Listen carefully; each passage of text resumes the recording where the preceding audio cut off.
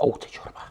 Rețetă de ciorbă ardelenească cu afumătură învățată de la bunica mea din Oltenia. Ciorbă de afumătură cu smântână și cartofi. Vă salut, prietenii mei gurmanzi. Astăzi am fost la un magazin românesc, am cumpărat, uite ce frumos că e. Afumată naturală, nu mai ziceți cu chimie, asta e afumată natural, o costiță. Voi puteți să folosiți orice fel de carne afumată de porc doriți. Și eu acum o să o tai, uite, în primul oară vreau să vă arăt arsenalul de cuțite la Sebi Acasă, ia uitați-le aici, le avem pe toate, le puteți cumpăra în shop la sebiacasă.com, eu o tai pe aici, o folosim pe asta. Imediat o pun la fiert, dar înainte vreau să vă spun despre cuțite, cei care cumpărați cuțitul de la video ăsta, eu vă las jos un cod de discount 10%. Ciorbiță cu afumătură se numește codul, vi l-a scris și linkul la shop la Sebi Acasă, ca să știu că l-ați cumpărat din video ăsta. 10% discount, vă las. Sunt cuțite de foarte bună calitate din oțel de damasc. Continui cu celelalte. Prima dată, cum ați văzut la ciorba de fasole cu ciolan afumat, eu ce fac? Prima oară opresc afumătura. Îi dăm un clocot și aruncăm apa. Astfel scoatem toată negreala din ea și vă repet, urmăriți și rețeta de fasole cu ciolan afumat, o bunătate. Între timp ce o las să-și dea un clocot, eu vă prezint celelalte ingrediente. Fiți atenți. Eu am aici zarzavaturi, eu le cumpăr așa, din comerț. Aici am și albitură, una alta, găsiți de toate. 2 cepe, un morcov, o bucățică de țelină, pun 4 cartofi, un ardei, eu am folosit galben, și aici la fiert pun o frunză de dafin cu puține boabe de piper, 2 gălbenușuri la sfârșit cu smântână. Rămâneți cu mine să vedeți pe parcurs. Gata, ia uitați-o. Vedeți? A dat 2-3 clocote. Așa. Astfel o spălăm și aruncăm toate impuritățile. Și desfund și ghiuveta. Gata, ia uitați. Eu am astupat-o așa cu apă. Puteți să-i puneți puțin mai multă dacă este nevoie. Și acum o lăsăm să înceapă să fiarbă. Timp în care eu să-mi pregătesc celelalte ingrediente. Ceapa o să o tai mărunt, toate le tai în cubulețe.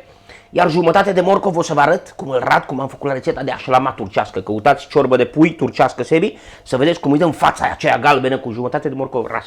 Rămâneți cu mine pe parcurs să vă arăt toate ingredientele. Îi pun și puțin albitură. Așa. Stați că mă filmez singur, că am uitat să vă spun ceva și prea fericit am plecat să pun pe smântână că nu avem.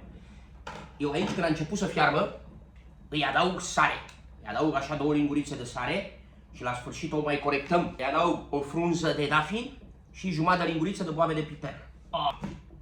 Mă pot să mă filmez și singur. Eu am tăiat toate zarzavaturile în cubulețe mici și aici uitați ce frumos a fiert. Așa costița mea și o scoatem. Voi lăsați la fiert, depinde ce carne aveți, până când este fiartă bine. Așa, nu vă uitați la timp, uitați-vă să fie fiartă, să avem apă, avem vreo 3 litri jumate și nici nu oprim, continuăm. Și acum eu îi adaug frumos zarzavaturile aici la fiert. Dacă este nevoie, noi mai completăm cu apă. Haideți să vedeți ce fac acum cu acest morcov. Este trucul cel mai bun. Ca să dați o culoare galbenă la orice supă, la orice ciorbă, acesta este cel mai bun truc. Adăugăm puțin ulei aici într-o cratiță, într-o tigaie. Între timp am spălat tocătorul, nu mai zic că mi-am spălat fundul, că lumea mă ceartă. Și aici o să tocăm imediat costița noastră.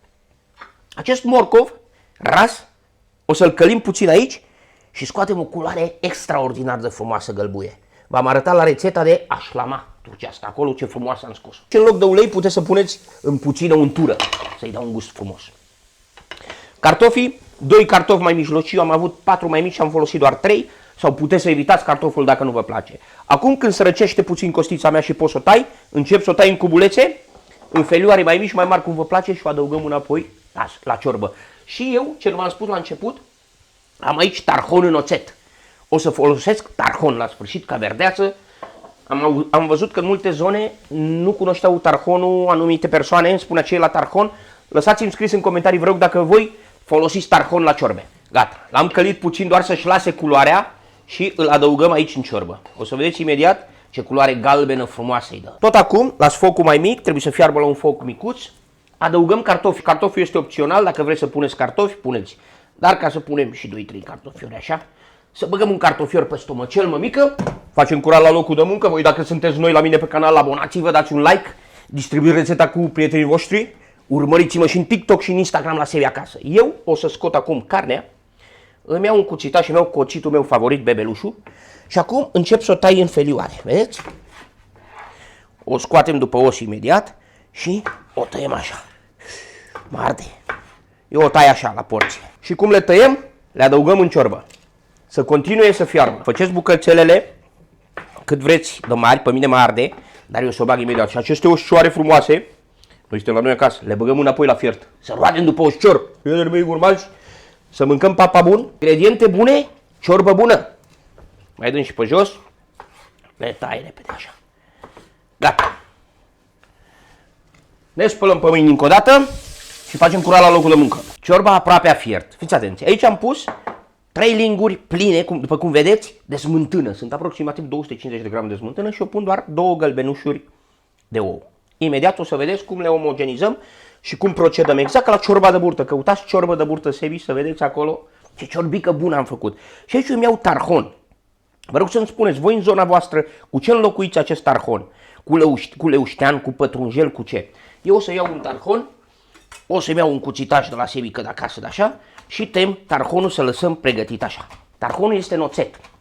Este în oțet la sare și cu acest oțet de la tarhon, eu o să cresc și ciorbicană. Tarhonul este foarte bun și la ciorbica de fasole merge perfect. Uitați ce frumos a fiert, cartoful este fiert, totul este ok. Trebuie să avem grijă, cartoful eu l-am tăiat un pic mai mare, ca să vă arăt, l-ați văzut. Astfel, când terminăm, cartoful să nu fie sfărâmat. Vedeți? El este fiert, dar nu s-a sfărâmat. Celelalte ingrediente, fiind tăiate mărunt, au avut un timp de fierbere mai mic. Și acum procedăm la fel ca la ciorba de burtă și la celelalte ciorbe unde v-am arătat cum se drege ciorbica noastră. Prima dată, smântâna o amestecăm puțin, așa cu gălbenuș. Aici dacă vreți să mai puneți un gălbenuș în plus să puneți 3, puteți să puneți 3, nu are rost. Și acum trebuie să aducem smântâna noastră la temperatura ciorbei, astfel nu se taie. Și cu astea am terminat, aveți aici o ciorbă extraordinară. Între timp ce eu fac această operațiune, vreau să vă explic cu sarea, am probat-o de sare.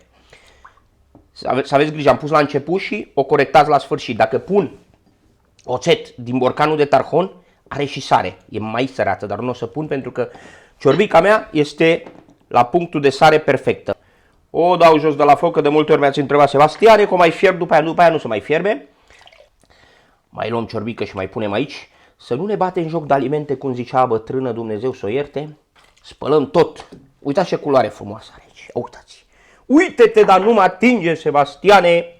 Ce ciorbică de afumătură cu smântână și cartofiori am făcut noi. Și acum eu îi adaug tarhon. Vă rog frumos, voi spuneți-mi ce altă verdeață puneți voi, un leuștean, un pătrunjel, ce mai puneți voi în zona voastră. Și acum o acresc cu oțet după gust. În cazul meu, după gust, punem 30 de ml de oțet aproximativ.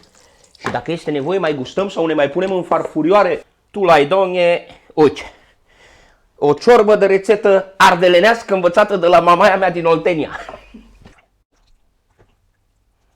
Deja îmi plouă în gură, prietenii mei gurmanzi, fiți atenți aici, ce frumusețe avem. Cartofiorul, uitați, la punctul lui, vedeți, imediat să rupe, nu trebuie să-l sfărâmăm. Îl punem și lăsăm în forma asta 25 de minute la fiert, aproximativ așa, și scoatem o ciorbică extraordinară. Haideți să o gustăm, Doamne, cu tarhon și cu oțet, deja îmi plouă în gură. Mama, gustul de odinioară. Singurul lucru ce trebuie să faceți, să o probați voi de sare și de oțet după gustul vostru. În rest, totul e perfect. Prietenii mei gurmanzi, cu astea spuse, lăsați-mă să mănânc. Nu uitați undeva ți-al voastre iubiți și ne vedem într-un nou video. Bye, bye! Vă pupă, Sebi! Ciao!